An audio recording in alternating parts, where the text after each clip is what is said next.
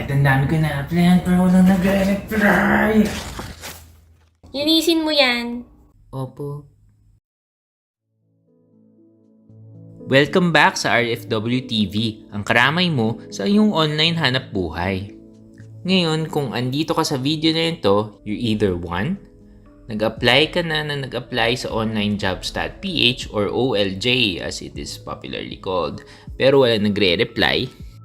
O kaya 2, magsa-start ka pa lang at nagre-research ka paano pataasin ang iyong chances to get hired. And that's exactly what we'll answer in this video. Bakit walang nag-hire sa iyo sa OLJ?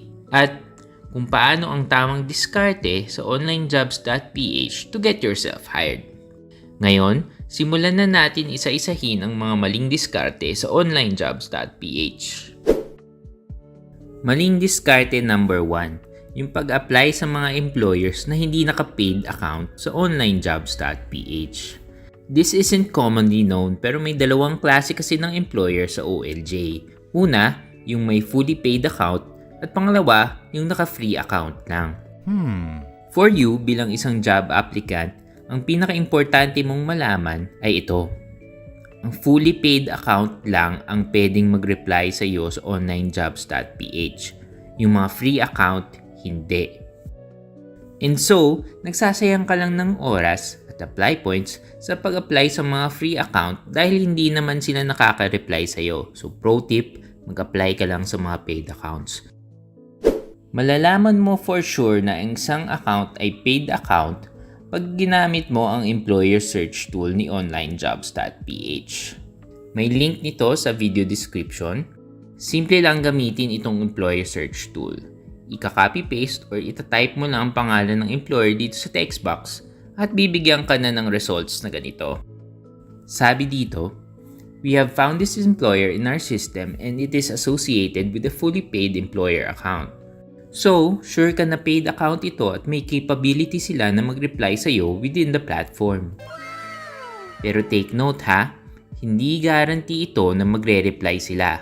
Pero, tataas ang chance mo na ma-hire sa onlinejobs.ph if you qualify potential employers using this method. At kung gusto mong pataasin pa lalo ang iyong chance ma-hire sa OLJ, wag na wag mong gagawin itong susunod na maling diskarte. Maling diskarte number 2, NFI o not following instructions. Basic na basic, diba? Kahit school pa lang tayo, pwede na tayo ibagsak ng teacher pag NFI. Paano kung trabaho pa kaya? Tingnan natin ang isang sample job post. Kung babasahin mo ito na maigi, gusto ng employer na i-start mo ang message mo sa kanya with the code word growth. At pag hindi mo ginawa ito, fail agad. Kaya dahan-dahan lang sa pag-a-apply ha. Read each post carefully bago mag-message. Next, ang pangatlong maling diskarte, ang hindi paglagay ng link to your resume or portfolio sa iyong message sa onlinejobs.ph. Ngayon, hindi actually obvious kung paano mag-attach ng file sa OLJ. Actually, wala kasi silang feature to attach files. So, paano mo ilalagay ang resume or portfolio mo?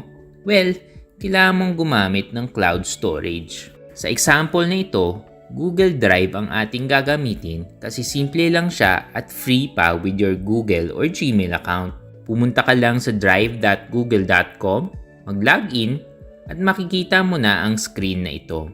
Dito, pwede ka mag-upload ng files like resume or portfolio nga. Tapos, right-click and share mo lang yung link. Pero very very important ha, kailangan mong gawin na yung general access ay naka-anyone with the link. Kasi otherwise, hindi ma-open ng employer itong files na shinare mo. Pag nakuha mo na yung link, i-paste mo lang as part of your message. Huwag mo lang kakalimutang i-test muna na gumagana yung link bago i-send ang message. Meron din ibang cloud storage options tulad ng Dropbox at OneDrive.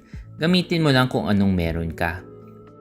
Kung gusto mo ng detailed na step-by-step guide, check mo lang ang link sa video description on how to attach files in onlinejobs.ph. Maling diskarte number 4, yung pagmaramihang pagpapadala ng job applications. Ginawa ko na rin itong maling diskarte na ito dati. Naisip ko kasi, pag mas maraming application ang pinapadala, tataas ang chance na magkaroon ng trabaho. Pero sa online jobs, hindi ito totoo. Bakit? Well, put yourself in the shoes of the employer. Ang dami mong makikitang nag-a-apply sa'yo, pero parang hindi naman nila napapakita yung kailangan ng negosyo mo. Halatang nag-mass sending lang yung applicant. Lalo na dito sa onlinejobs.ph, makikita nila yung message activity mo pag nag-check sila ng iyong profile. Kung ikaw yung employer, mapapaisip kang mag-hire ng someone who applies 10 times a day, di ba? Gusto mo yung mukhang seryosong nag-a-apply for your company. Which brings us to our next maling diskarte. Okay, maling diskarte number 5. Nakalimutan mo na hindi lang ikaw yung applicant nung nag-message ka. Again, isipin mo kung ikaw yung employer at sa isang job post, may 100 tao na nag-apply. What? Sa sobrang dami, hindi mo na alam sino unahin mo. Sayang naman oras kung iisa-isahin mo sila, di ba? Siyempre, kung ikaw ang employer, pipiliin mo lang ang mga nag-message na nagkaroon ka ng interest, yung nag-stand out. Ngayon, bilang isang job applicant, importante na malaman mo kung paano gumawa ng message na magsa-stand out. Paano ba gumawa nito? Well, you need to take the time to research and customize.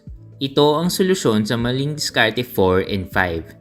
Simple lang pero kailangan bigyan ng tamang oras para magawa ng maayos. Now, let's take this job post as an example on how to research and customize your message. This business is looking for an e-commerce website SEO writer.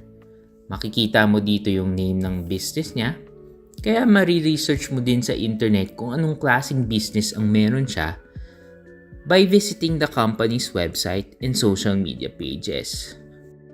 Looking at their website, makikita mo agad ang main business nila ay selling neon lights for businesses or events. And meron silang product pages na hindi masyadong SEO optimized. Wala masyadong keywords na madaling lumabas sa search engines like Google. Ito na rin siguro ang dahilan kaya sila naghahanap ng e-commerce website SEO writer. Now, this example's getting too long but normally you should also check yung mga social media pages nila like Instagram at Facebook. Research as much as you can. Tapos, gagamitin mo ang na-research mo plus yung details ng job post para gumawa ng customized message na para lang sa employer na ito.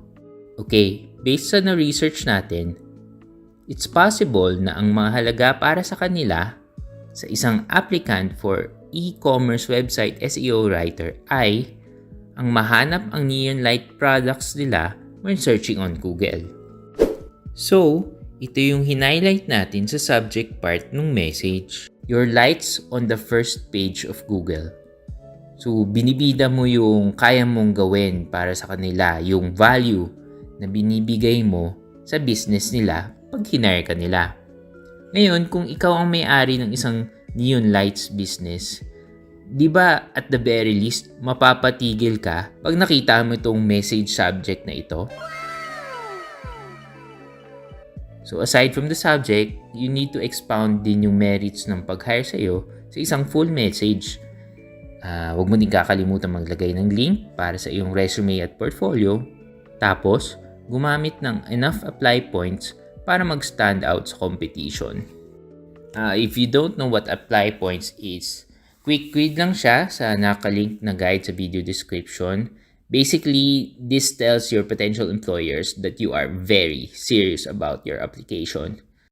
And that's how you stand out from other applicants. Again, hindi ito guarantee na ma-hire ka, pero di hamak na tataas yung chances mo.